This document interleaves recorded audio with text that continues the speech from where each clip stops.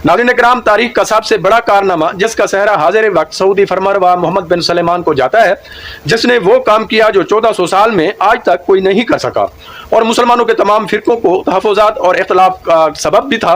बिरादरान माविया और उसके हवारियों की सारी मेहनत को 1400 साल बाद मोहम्मद बिन सलेमान ने बर्बाद कर दिया है, जिसने झूठी हदीस के जरिए अपनी बादशाहत को तूल रसूल खुदा सल्लल्लाहु अलैहि वसल्लम, अहले बैत अलैहिस्सलाम और इस्लाम को मशकूक और दागदार करने के लिए जो जाली हदीस घड़वाई, आज मोहम्मद बिन सलेमान की कोशिशों से इन्हें सहाय सित्ता से निकाला जा रहा है। सहाय सित्ता की इन कुतब में मौजूद हजारों अहदीस में से सिर्फ 174 मुस्तनद मिली है।